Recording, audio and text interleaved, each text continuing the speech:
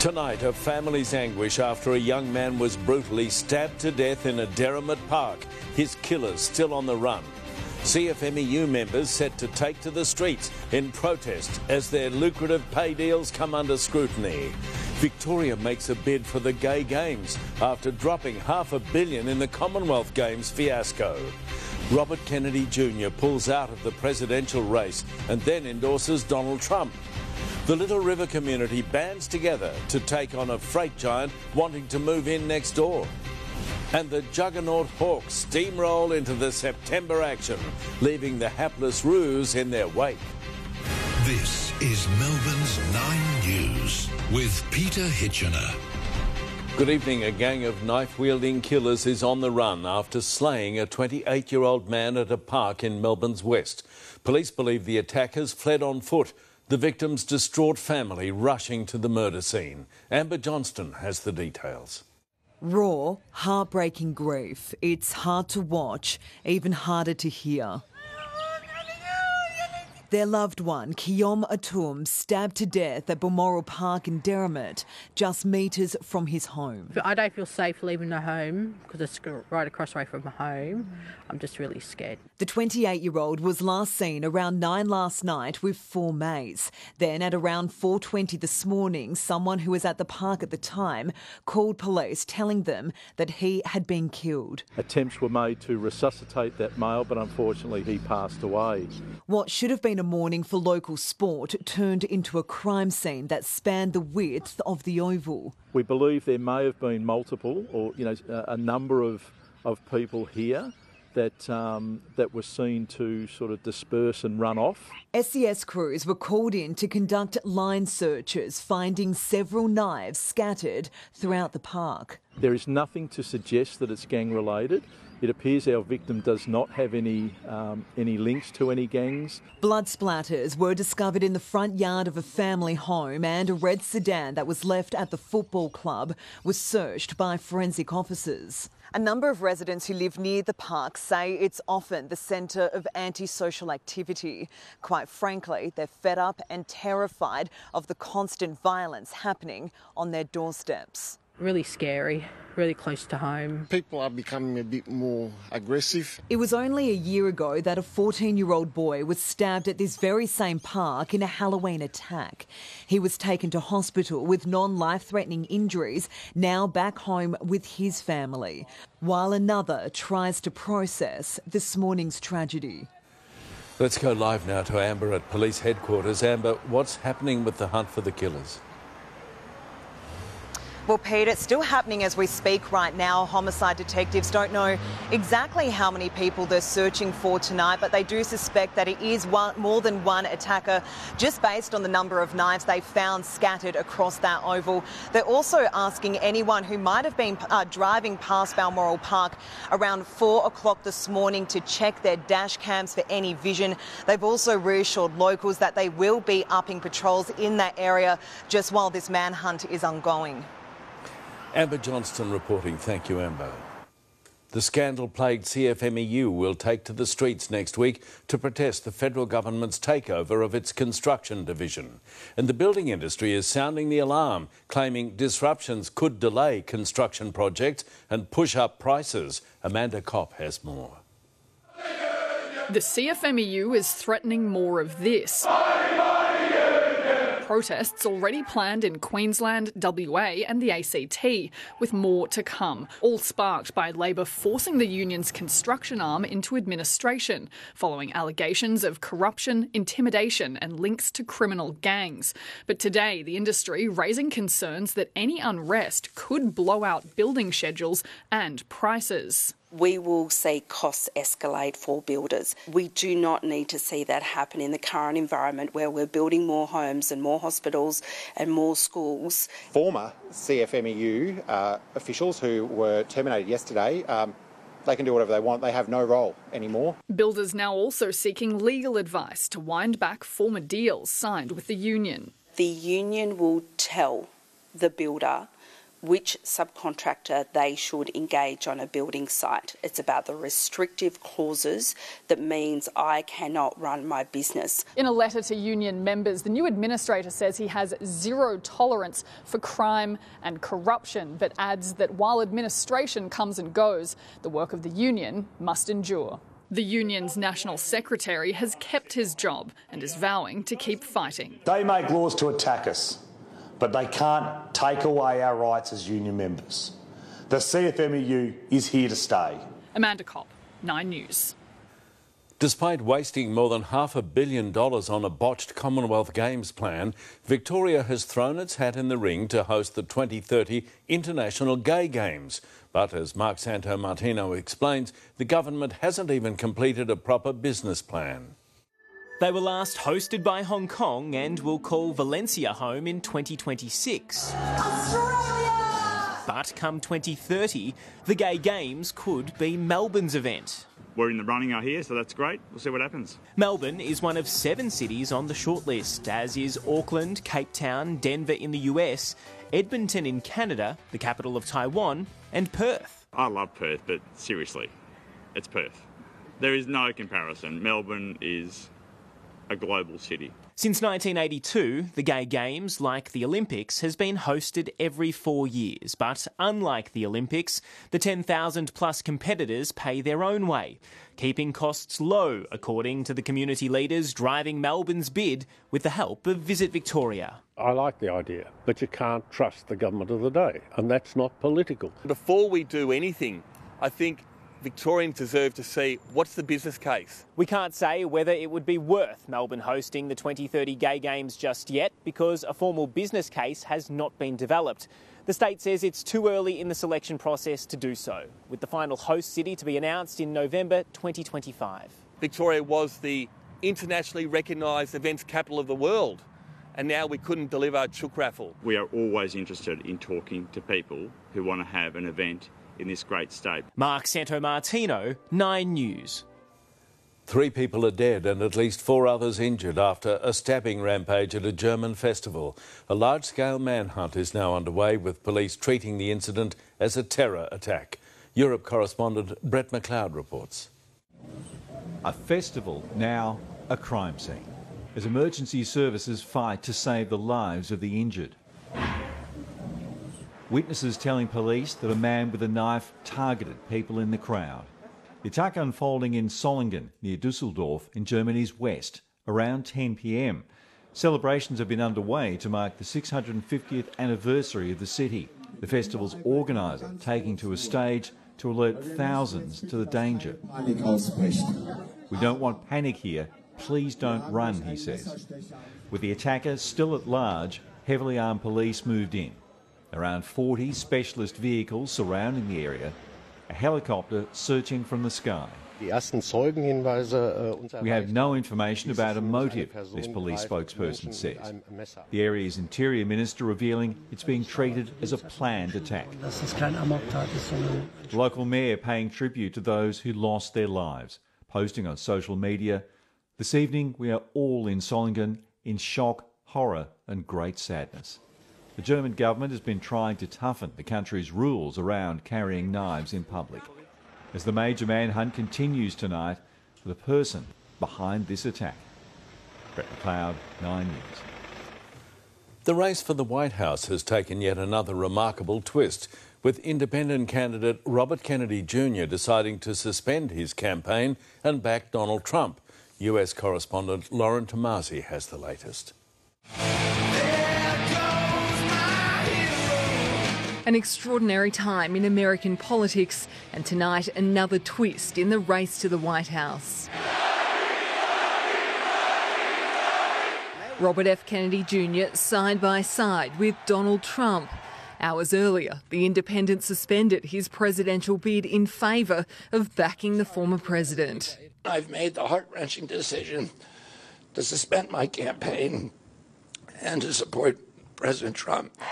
74 days from now, can you imagine 74 days?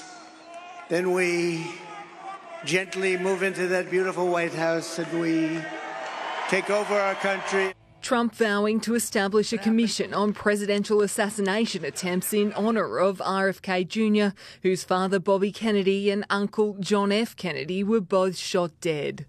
And they will be tasked with releasing all of the remaining documents pertaining to the assassination of President John F. Kennedy. The former president's campaign hopeful to secure Kennedy's voting pool.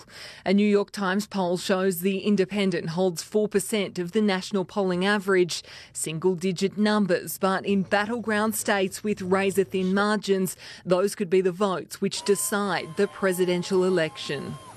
By staying on the ballot in the battleground states, I would likely hand the election over to the Democrats. He stands at odds with the Kennedy family. Our brother Bobby's decision to endorse Trump today is a betrayal of the values that our father and our family hold most dear. It is a sad ending to a sad story. With convention celebrations on both sides over, the sprint to November's election now begins. In the United States, Lauren Tomasi, 9 News. Polls are about to close in the Northern Territory, with pundits split on whether Labor's Chief Minister Eva Lawler will be returned or end up in opposition. The tight race between Labor and the Country Liberal Party has been fought on two familiar issues: surging crime rates and the cost of living. Counting's about to begin, but Speckles, the crocodile, which correctly picked Anthony Albanese's election win, has made his prediction, and it's Labor. The small community of Little River is gearing up for a big fight, taking on a freight giant in an effort to preserve native grassland. Protesters say the freight terminal and warehouse precinct will destroy habitat and their town. Penelope Learsh reports. Dwarfed by a crane, the height of a proposed freight development. Little River residents ready to take their fight all the way to the top. Save our town! Save our town! We are going to stop this project because it should not be here, because it's a beautiful area. I want to keep that Little River green, and we don't want the rail terminal. Pacific National have plans to build a freight terminal on hundreds of hectares of native grassland. Wyndham Council shot down the proposal. Next month, it's going to VCAT. It was just a flyer. It's going to be possibly happening, and then bang. There's the striped legless lizard. We've got the large fruited groundsel. That's a type of native dandelion. Species that are about to, shuffle off. The action groups say the development will bring in an extra 1,500 trucks and create a freight bridge through the town of 1,400 people. It's an environmental obscenity. It's a financial craziness. It makes no sense now that the big warehouses are not going to be at Truganina. They might be small, but within a weekend, Little River has already gained 5,000 signatures for a petition against the development. That will be tabled in Parliament next week. We want the wildlife and nature to stay. We are certainly calling on the state government and the Environment Minister, Steve Demopoulos, to demonstrate some courage. Pacific National did not return requests for comment. Keep it green! Penelope Learsh, 9 News. We're now just days from the opening of the Paralympic Games, and one of Australia's strongest chances for gold is in the rowing. Our pair in the mixed double sculls blitzed the field at last year's World Championships, and now they're aiming to repeat their heroics in Paris. Vicky Schwartz has the story. By his own admission, Jed Altschwager was the antithesis of a finely tuned athlete. I kind of played in a band, drank beers and surfed. I was kind of, outdoorsy kind of sort of average kind of bloke, I guess. But when he lost his left leg in a workplace accident 9 years ago, his body and outlook changed. What I've gone through has created so much growth in my life and so much perspective and gratitude and all that sort of stuff. And that was the point when it became quite obvious that the direction I wanted to go was into parasport and representing Australia. He took to rowing like a duck to water. And when a new mixed event was announced for Paris, Jed called his kindred spirit in Nikki Ayres, who packed up her life's possessions and drove from Canberra. I made the sacrifice to leave my friends, my family, my career behind and do this, and I don't regret it, and it was the best thing I could have done. And as a result, Jed and I's friendship has gotten stronger, our boat's gotten faster, and now we're ready to go for the Paris Paralympics. The nurse had endured her own trauma transformation. Rugby union was my passion, it was my life, and I made 2 Wallaroo camps, and in 2016 I decided that was going to be my year to finally get given that green and gold Wallaroo jersey. But then a brutal tackle destroyed 3 ligaments, the main artery and main nerve in her leg. 16 surgeries in 9 months, told she would never walk again. I thought I'd lost my identity as an athlete, as a rugby player, but I got that back in a new sport, and being in an amazing community of parasports as well, I felt like I belonged again. With perfect synchronicity, Jed and Nikki left the rest of the world in their wake in last year's World Championships. And it will be Australia with the gold in the PR3 mixed double sculls. To be able to sort of do that the year before the big dance was amazing. The dynamic duo devoting 30 hours a week to their quest for Paralympic gold, their families the driving force. Win, lose or draw, it's just representing them well and yeah, having a crack, I guess. When we're at the start line for that A final, that we know that everything we do, we've done everything that we can, and we're going to cross that line first. Vicky Schwartz, 9 News.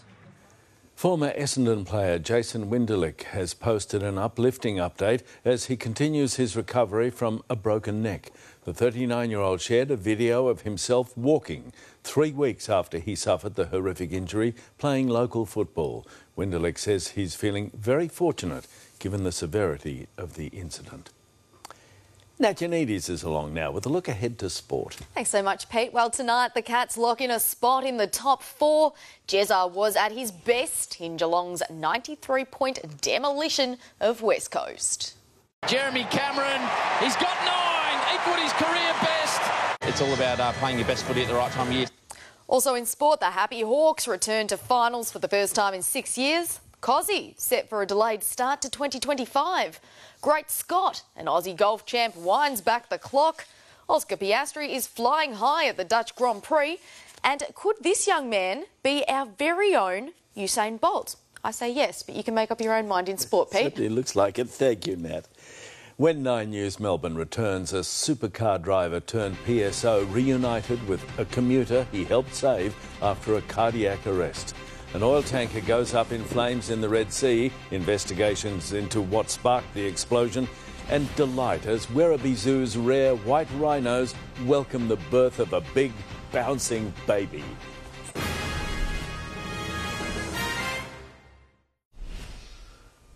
A Sydenham store is the latest shop to be targeted in Victoria's ongoing tobacco turf war. Firefighters were called to the Hume Drive business following reports of an early morning ram raid and fire. They managed to bring the suspicious blaze under control after half an hour. The building was empty at the time of the fire. And police have also set up a crime scene after a blaze broke out at an abandoned house in Essendon. Emergency crews were called to Miller Street early today, the blaze quickly engulfing the weatherboard home. It was brought under control just before 5 a.m, and investigators are yet to determine the cause of the fire. A footy fan who almost died from cardiac arrest has been reunited with the hero PSOs who helped save his life. They performed CPR, one of them drawing on his pressure-packed experience as a V8 supercars driver. Chester Nahn reports. Reunited with the heroes who saved his life. You were pretty much lying here. A moment cardiac arrest survivor Brendan Hyatt thought would never happen. I mean, it's just good to meet him and say thank you. The 49-year-old was waiting to board a train to the footy with his mates when things took a dangerous turn. I just collapsed. I hit metal pole, I think the railing, and, you know, to the platform. On patrol, 2 protective services officers who jumped into action. We were checking him to see if there's like a pulse, and after a little bit, I couldn't find a pulse.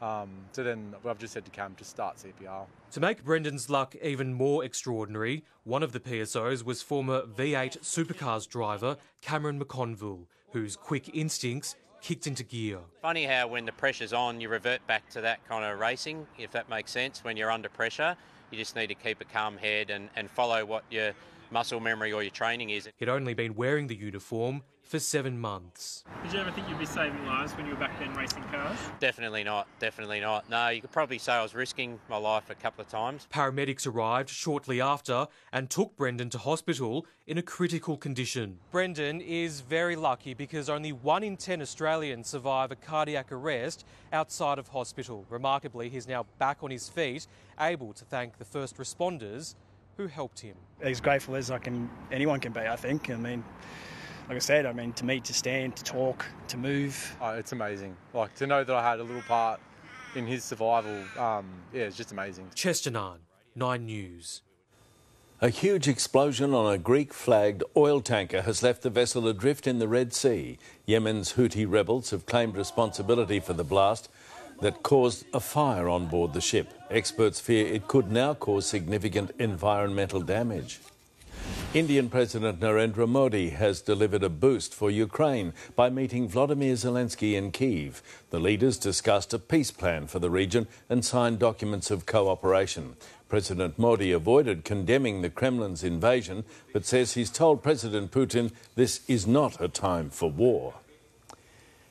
Werribee Open Range Zoo has welcomed a precious new addition with the birth of a southern white rhino calf. It's a major milestone for the zoo's breeding efforts to help boost numbers of the threatened species. Isabel Quinlan has more.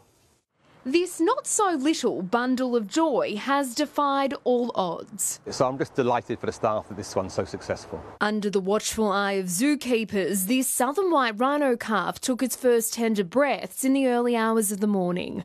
Weighing 60 kilograms, this bouncing baby boy is going from strength to strength. Already has got such an attitude. He's already kind of like, snorting and stomping and trying to, so yeah, he's going to be a real handful later on. Mum Kapenzi's protective instincts already shining through. Things that she's doing to really be protective are to kind of make sure that it doesn't get too far from her, so she'll give vocalisations and call the calf back. So she's just doing the perfect thing we expect a mother rhino to do. This birth is extra special for staff after Kapenzi lost her first rhino calf last year within days of its birth. Well, for Kapenzi, it's just incredible to see her mothering instincts coming out and, for the first time actually having a calf that she's mothering and all the behaviours that go around that is just beautiful to see that with her. It also marks an important milestone for the zoo's breeding program, with just over 10,000 remaining in the wild. It's really important this birth adds to the sustainability of that population. Animal lovers will have to wait a few weeks before this little one will join the rest of the herd, but a voting competition among zoo members is now underway to come up with an appropriate name for the newborn. Isabel Quinlan, 9 News. How amazing. Well, Stephanie Anderson joins us now with the latest weather details. Steph, we've been delivered a lovely day. We sure have, Pete. It's been quite the rebound from an unsettled night. The city only dipped to 14 degrees before reaching a top of 21 this afternoon under sunny skies. The pleasant and mild conditions were enjoyed right across the state, but the forecast tells a very different story for tomorrow as a trough and cold front sweep across the southeast. That combination is expected to bring widespread thunderstorms and damaging wind gusts, with northern parts of the state likely to be hit the hardest. I'll let you know where and when to expect those storms a little later, Pete. OK, thank you, Steph.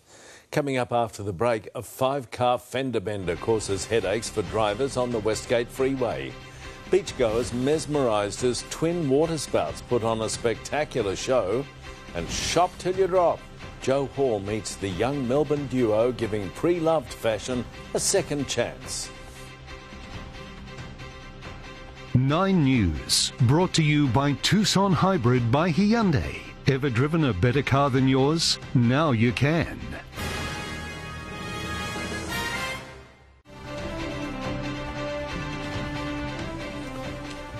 Saturday traffic was slowed to a crawl on the Westgate Freeway following a multi-car collision. 5 cars were caught in the nose-to-tail pile-up, which resulted in the closure of 2 inbound lanes near Bolte Bridge. The incident causing major disruption for motorists. Medical specialists across Australia are using artificial intelligence to help them focus on their patients rather than paperwork. As Gabriella Rogers explains, it's freeing up more doctors to tackle long waiting lists. Trying to see a specialist in the public system can take months, even years. It's a struggle Joel Freiberg knows only too well, managing his Crohn's disease, but also seeing the other side, his dad swamped by paperwork. So my dad is a respiratory specialist in Sydney, and I grew up watching him sit around the dinner table from 7 p.m. after working 12-hour days, dictating reports. So Joel created new technology to improve the way specialists work. In the consult room is a virtual assistant.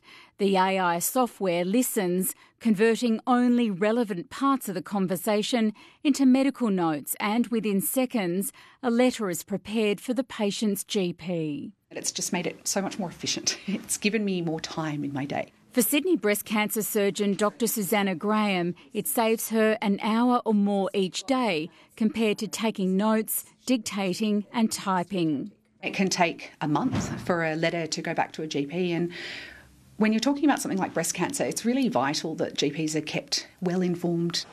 The AI technology is one of several platforms doctors are now turning to boost workflow and patient care.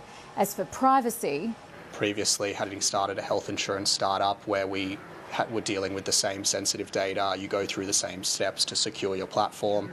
Gabriella Rogers, 9 News. A surreal sight in Florida as 2 water spouts swirled off the coast of Palm Beach. The funnels proving quite the spectacle as they danced side by side over the Atlantic Ocean before a third spout began to form nearby, the phenomenon occurring after record rain in the area.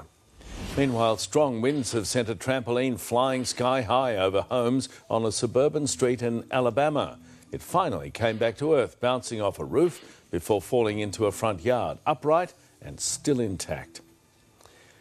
At a time when budgets are tight, 2 young Melbourne entrepreneurs are revolutionising the way women shop. Racket Club invites people to clean out their wardrobes to offer good quality clothes at bargain prices. Joe Hall found out how it works.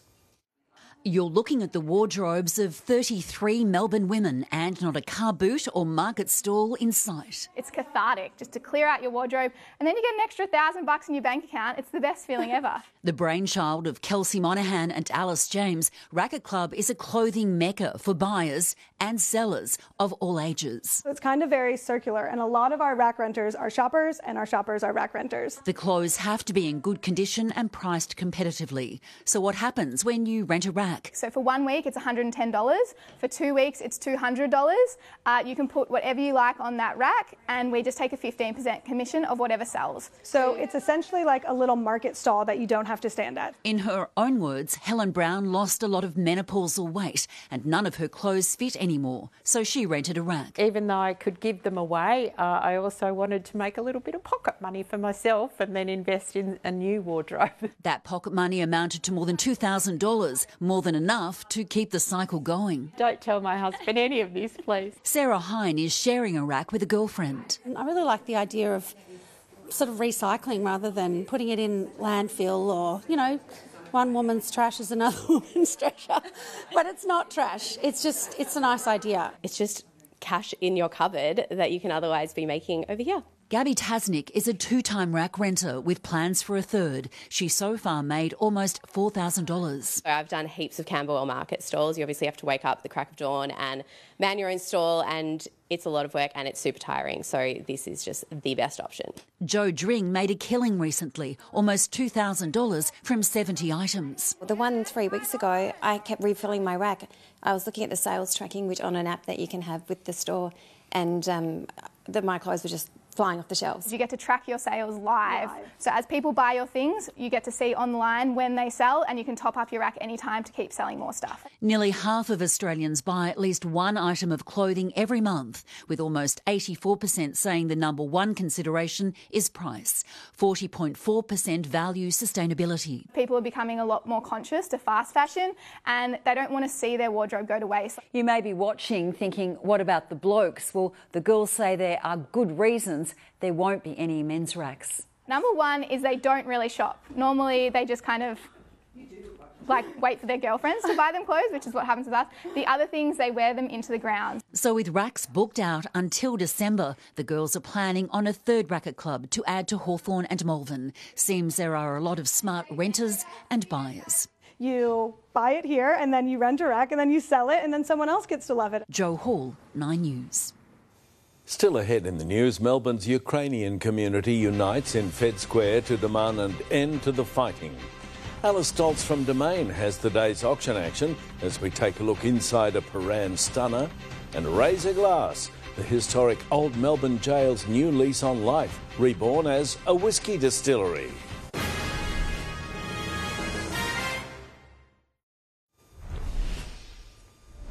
Hundreds have rallied in Federation Square today to celebrate Ukrainian Independence Day and demand more action from the international community to end the ongoing war with Russia. The rally was addressed by a number of speakers as well as performances reflecting Ukrainian heritage. Taking a look at this week's auction results now, Alice Stoltz from Domain joins me with the details. Alice, how did the market perform today? Good evening, Pete. Well, it performed pretty well, actually. There was certainly one very hot auction in Bundoora today. We saw on the listing it said, bring your tools, and trying to attract first home buyers. The price goal was $340,000 to $370,000, and it managed to attract 5+ bidders, a mix of renovators, first home buyers, developers and chippies. Bidding started in a matter of minutes. It was over. A local buyer from the area bought it and intends to flip it when they've done a renovation. It sold for $472,000 to $500,000. Auction numbers, there were 942 auctions conducted around Melbourne, and the clearance rate was 62%. The most expensive home was this lovely family home in Brighton. It sold for $4.53 million. And the most affordable home was a three-bedroom home in Broadmeadows, which sold for $340,000. On to our feature home now. This is a very special home that's one of the area's most remarkable Victorian mansions in Prahran. It was built around 1895, and it has that wonderful mix of timeless elegance with contemporary flair, I suppose you could say.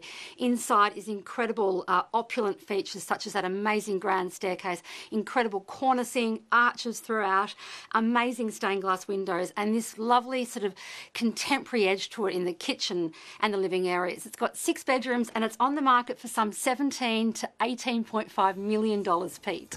It's an amazing looking place. Thank you very much, Alice. Well, Old Melbourne Jail is famous for hosting some of our most notorious inmates, but now it's home to a very different type of clientele.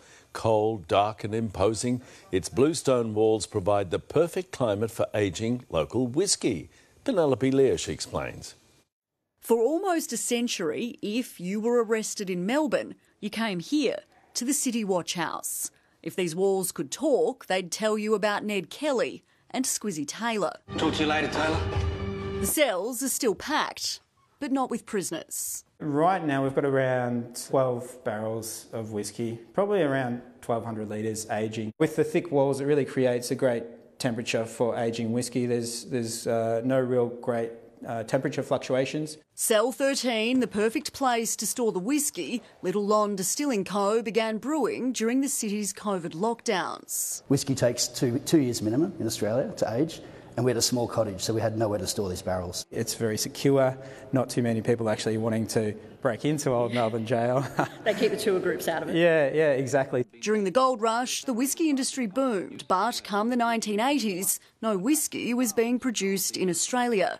After a push to change legislation in the 90s, the industry is striking gold once again. Whiskey was one of the biggest distilling industries back in the late 1800s, all around Victoria. And with the introduction of distilling again in small batch distilleries, passionate people about making product from Australian ingredients, it's had a resurgence. Before the whiskey's locked away, it's distilled here off Little Lonsdale Street, in the only remaining brick cottage of what was 6 terrace houses, serving as sly grog shops in the middle of Melbourne's red light district. It wasn't being used, and we pitched the concept of opening up Melbourne's first legal CBD distillery. Producing gin and now whiskey, they hope the next step will be walking tours. There's so much history here that Melburnians don't know about, and if we can play our part and share those stories and give people a little celebratory drink. Penelope Leash, 9 News. Yoannidis joins me now with Saturday Sport. Thanks, Pete. Tonight, the Hawks bring up their biggest win of the season when it mattered most. Those highlights next. Also in sport, there was a lot to love about the Cats ahead of the finals. The dust finally settles on the career of one of the best Tigers we've seen. And Melbourne Storm edging closer to sewing up top spot. That's all coming up.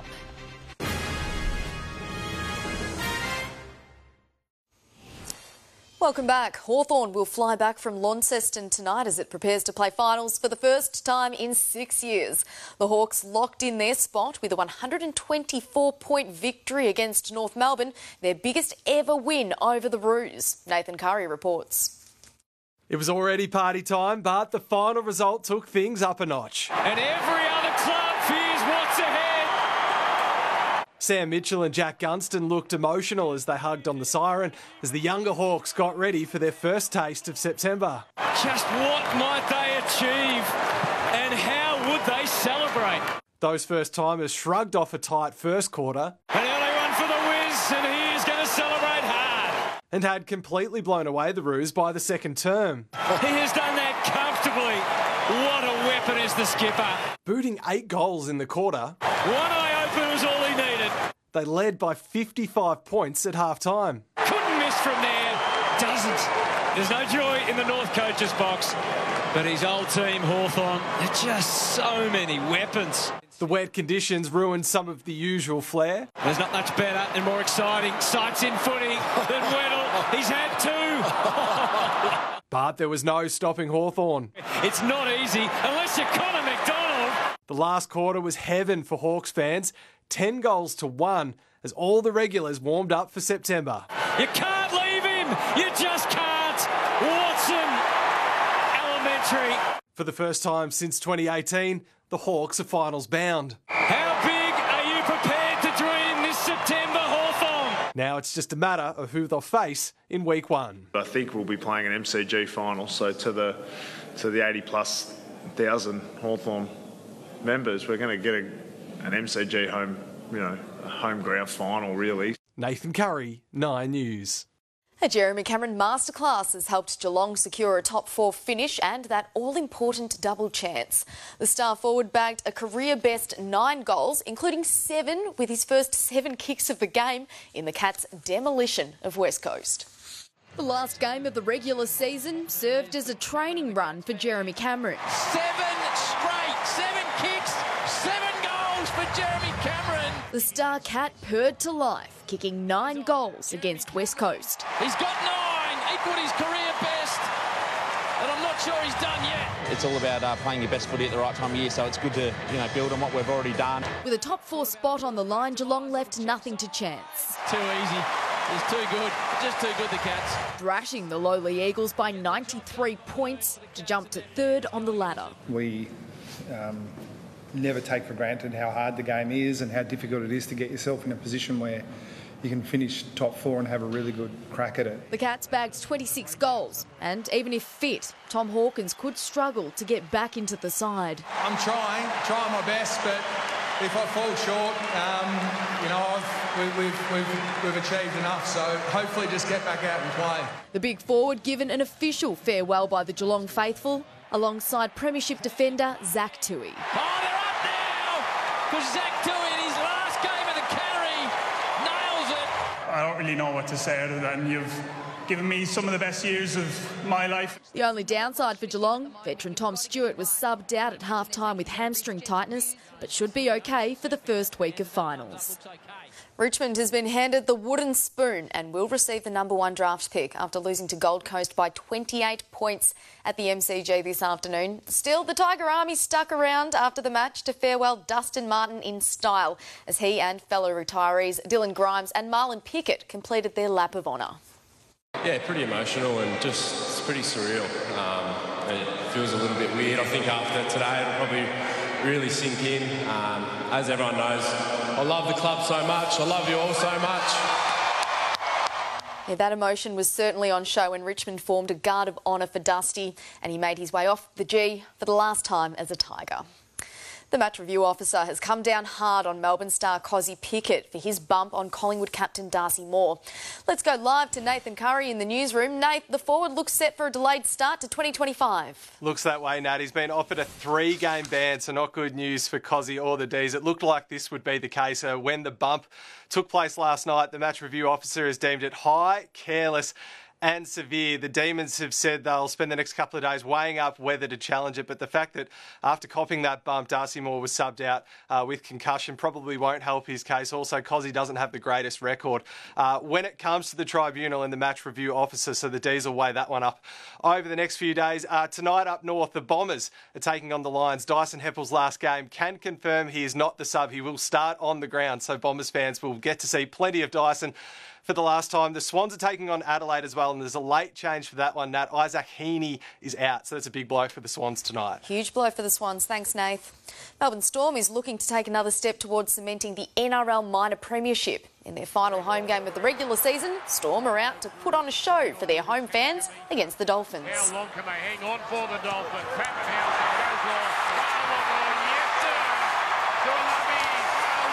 Get the try. Early in the second half, Storm lead 26 points to 0.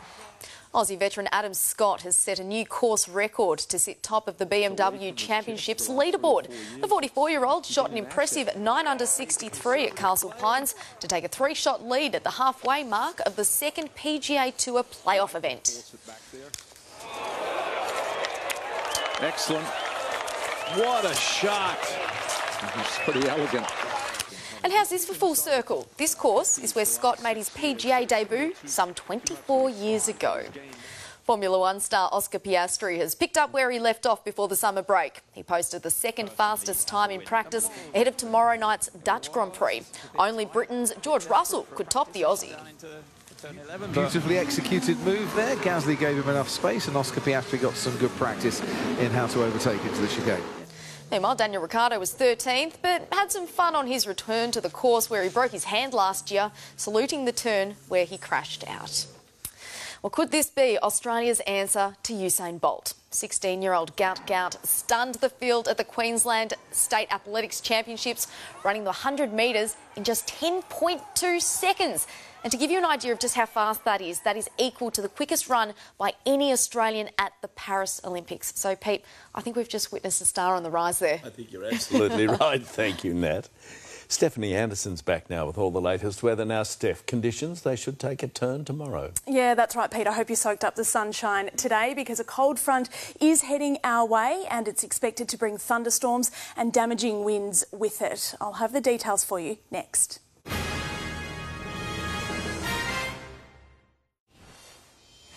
Hello again. After a gusty, unsettled night, Melbourne was delivered beautiful blue skies and Saturday sunshine. From a low of 14 degrees, the city peaked at 22, which is 6 above average. Across the suburbs, overnight showers didn't leave much at all in the gauges and temperatures remained in double figures across the board. Then most spots warmed up into the low 20s. Ferny Creek maxed out at 18. Those mild conditions continued across the state. Warrnambool and Rutherglen only dropped to 13. A little cooler in the Mallee. Then the sun boosted Mildura to 28 degrees, our warmest spot for the day. But conditions are looking very different for our Sunday. A trough and cold front are forecast to sweep across this country's southeast, bringing the risk of severe thunderstorms. The Bureau has issued a severe weather warning for damaging winds for East Gippsland, Northeast, West and South Gippsland, Central and North Central districts. Adelaide will feel the impact before us. A low of 15 is expected, then heading for 20 degrees. It should be a wet day in Canberra too, a top of 21. Back home, thunderstorm activity could start before dawn in the far northwest of the state. Then, as the day warms up, storms are expected to reach the west in the early afternoon, moving into central areas and the east in the evening. Most spots should reach maximums of the low to mid-20s, 29 for Mildura. Across the suburbs, minimums are expected to remain in double figures for most spots tonight before heading for maximums in the low 20s. Widespread showers are expected in the afternoon and evening with the possibility of destructive winds and large hail in northeastern suburbs. Showers and partly cloudy skies are expected in Geelong, a top of 23. 23 for the city too, with the chance of a thunderstorm. The skies should be a little less stormy on Monday though. A top of 18 is expected under partly cloudy skies. Then winds are forecast to pick up on Tuesday as another front moves across, a maximum of 20.